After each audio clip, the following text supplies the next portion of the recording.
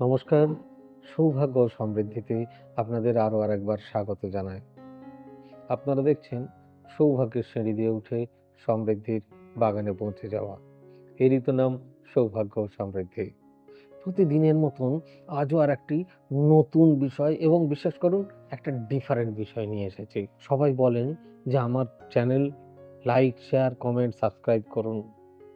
আমি সে কথা বলি না। চ্যানেল তো আপনাদের। কি করবেন? এটা তো আপনাদের উপর নির্ভর করে। আমার ২ টি অনুরোধ। যদি ভিডিওটি সম্পূর্ণ দেখেন, কোনো জায়গায় স্কিপ না করে, যদি ভিডিওটি আপনার ভালো লাগে, যদি মনে হয় এটি আপনার কাছে ইনফরমেটিভ, তাহলে দয়া করে বেল নোটিফিকেশনটি অন করবেন। যাতে করে এই ধরনের ভিডিও যখনই আমি আপলোড করি, যেন সঙ্গে, সঙ্গে আপনার কাছে পৌঁছে যায়। কি হয় জানেন? একেকটা টপিকস, এই টপিকসগুলো পড়াশুনো করে অনেক কষ্ট করে তৈরি করতে হয়। তাই যদি এটি সত্যি, সত্যি আপনাদের কাছে ইনফরমেটিভ হয়, তাহলে আমার থেকে খুশি বোধহয় আর কেউ হবেন না। আমাদের অফিসিয়াল ওয়েবসাইট www.astrosavysachi.com। আমরা আছি সমস্ত সোশ্যাল সাইটে সৌভাগ্য সমৃদ্ধি লিখে।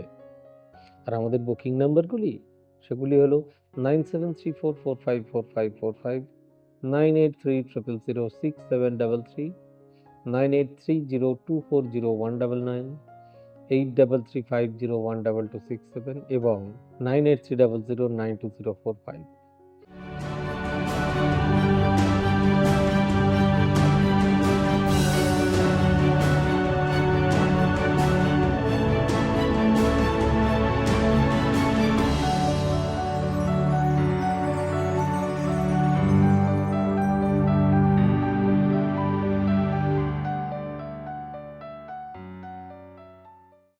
আজকের বিষয়টি একটু আলাদা ধরনের।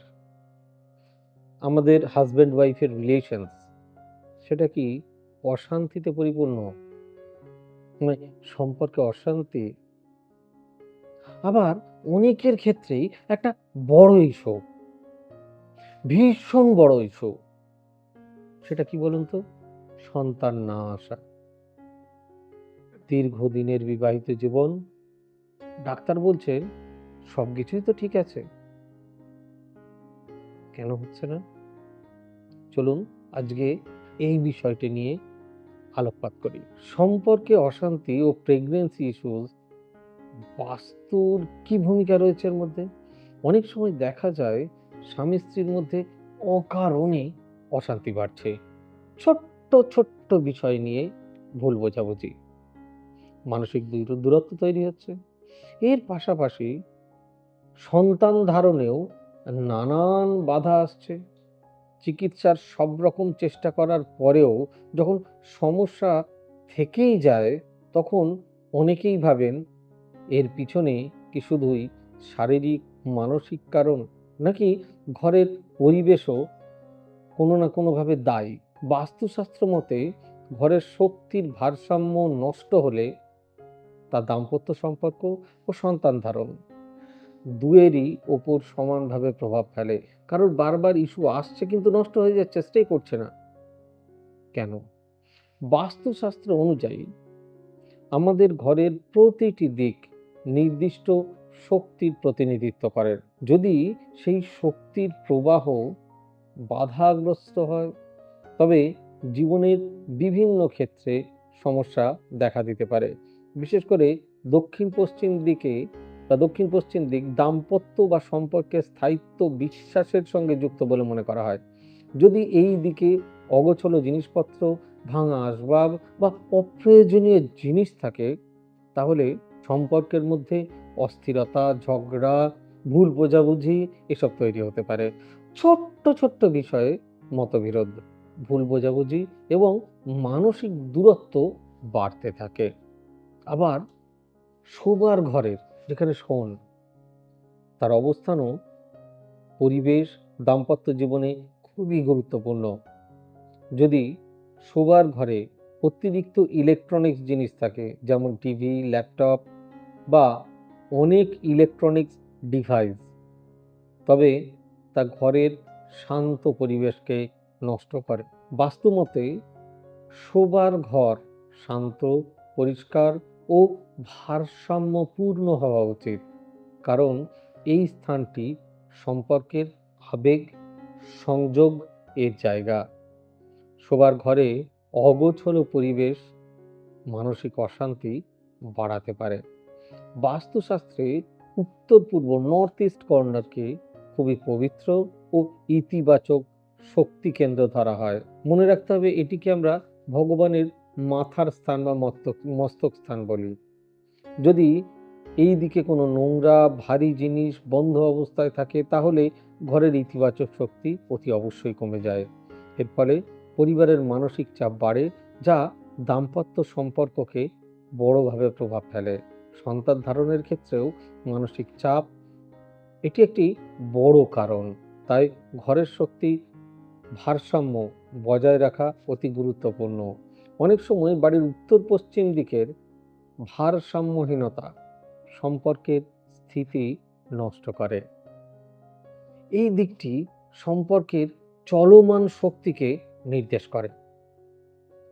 যদি এই জায়গা অন্ধকার, অগোছালো বা ভারী জিনিসপত্র থাকে, তাহলে সম্পর্কের মধ্যে অস্থিরতা বাড়ে, স্বামী স্ত্রীর মধ্যে বোঝাপড়ার অভাব দেখা দেয়, বোঝাপড়া থাকে না, নষ্ট হয়। প্রেগনেন্সি ইস্যুজের ক্ষেত্রেও বাস্তুশাস্ত্রের উত্তর ও পশ্চিম দিক, উত্তর পূর্ব ও পশ্চিম দিক গুরুত্বপূর্ণ বলে ধরা হয়।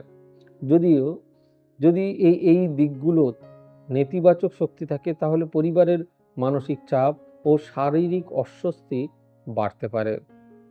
অবশ্যই এটা মনে রাখতে হবে যে সন্তান ধারণের সমস্যার মূল কারণ চিকিৎসা বিজ্ঞানের মাধ্যমে নির্ণয় করা প্রয়োজন অতি অবশ্যই। কিন্তু বাস্তুশাস্ত্র মতে ঘরের পরিবেশ ঘরের পরিবেশ যদি চাপ ও নেতিবাচক এইসব ইত্যাদি ইত্যাদি বাড়ায়, তাহলে তা মানসিকভাবে প্রভাব ফেলতে পারে। আরেকটি গুরুত্বপূর্ণ বিষয় হলো ঘরের ভাঙা জিনিসপত্র, ভাঙা আয়না, নষ্ট ঘড়ি, ফাটল ধরা আসবাব, এসব নেতিবাচক শক্তি সৃষ্টি করে বলেই মনে করা হয়। এই ধরনের জিনিস ঘরে জমে থাকলে মানসিক অশান্তি ও উদ্বেগ বাড়াতে পারে, যা সম্পর্ক ও পারিবারিক সুখে প্রভাব ফেলে। এছাড়া বিছানার অবস্থান ও বাস্তু মতে বিছানার অবস্থান বাস্তু মতে ভীষণভাবে গুরুত্বপূর্ণ। যদি বিছানা এমনভাবে রাখা হয় যেখানে দম্পতির ঘুমের সময় মাথা সঠিক দিকে না থাকে, তবে ঘুমের গুণগত মান খারাপ হতে পারে। আর ভালো ঘুম না হলে মানসিক চাপ বাড়ে, যা সম্পর্কে অশান্তি সৃষ্টি করতে পারে। বাস্তুমতে মাথা দক্ষিণ বা পূর্ব দিকে রেখে ঘুমানো খুব শুভ বলে মনে করা হয়। তবে এখানে সবচেয়ে বেশি জরুরি কথা হলো, বাস্তুশাস্ত্র সহায়ক হতে পারে, কিন্তু এটি কোনো চিকিৎসার বিকল্প কিন্তু নয়। সম্পর্কের অশান্তি দূর করতে প্রয়োজন পারস্পরিক বোঝাপড়া, পেশেন্স, ধৈর্য, ভালো যোগাযোগ। আর প্রেগন্যান্সি ইস্যুজের ক্ষেত্রে অবশ্যই চিকিৎসকের পরামর্শ নেওয়া অনেক জরুরি। বাস্তুর উদ্দেশ্য বাস্তুর উদ্দেশ্য হলো ঘরের পরিবেশকে শান্ত ও ইতিবাচক রাখা, যাতে মানসিক ভারসাম্য বজায় থাকে। তাই যদি সম্পর্ক অশান্তিতে ভরে যায়, তাহলে প্রেগন্যান্সি ইস্যুজ দীর্ঘদিন ধরে চলতে থাকে। তাহলে চিকিৎসার পাশাপাশি ঘরের পরিবেশ ও বাস্তুর দিকেও নজর দেওয়া উচিত। কখনো কখনো ছোট্ট ছোট্ট পরিবর্তন জীবনকে বদলে দিতে পারে। ঘর পরিষ্কার রাখা, ভাঙা জিনিস সরানো, শোবার ঘর শান্ত রাখা, মানসিক স্বস্তি বাড়াতে ভীষণভাবে সাহায্য করে। আর মানসিক শান্তি অনেক সময় অনেক বড় সমস্যার খুব সমাধান সহজভাবেই করে দেয়।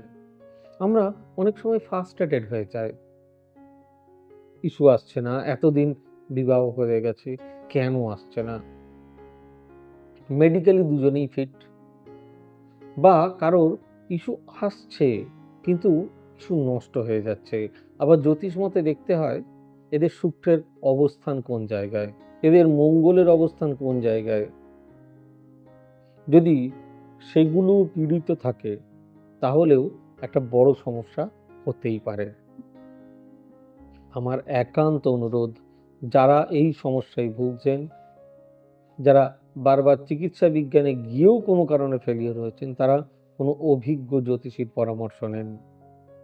নিশ্চয়ই আশা করি আপনাদের এই সমস্যা সমাধান হতে পারে। এতদিন এত দিকে এত জায়গায় তো ঘুরলেন। একটা কথায় কি আছে জানেন? কথা হচ্ছে এটা যে আমাদের বিবাহ হলো, সন্তান নেই, জীবনটায় বৃথা। লোকে দেখলে বলে, ওর মুখ দেখে বেরোনো উচিত নয়, ওর আঁটকুড়ো। একটা কথা কানে যদি যায়, মানসিক দিক থেকে খারাপ লাগে না? কষ্ট হয় না? আমি তো সেই কষ্টটা একটু লাঘব করার চেষ্টা করলাম মাত্র। আবারও বলছি, যদি প্রয়োজন হয় কোনো অভিজ্ঞ জ্যোতিষীর পরামর্শ নিন। সকলে ভালো থাকুন, সুস্থ থাকুন। দেখা হবে আবার আগামী পর্বে। আর ভালো লাগলে কি করবেন? বেল নোটিফিকেশনটি অন করে দেবেন প্লিজ। ভালো থাকুন, সুস্থ থাকুন। God bless you. Bye bye. নমস্কার। এবার থেকে সব্যসাচী ব্যানার্জিকে পাওয়া আরো সহজ।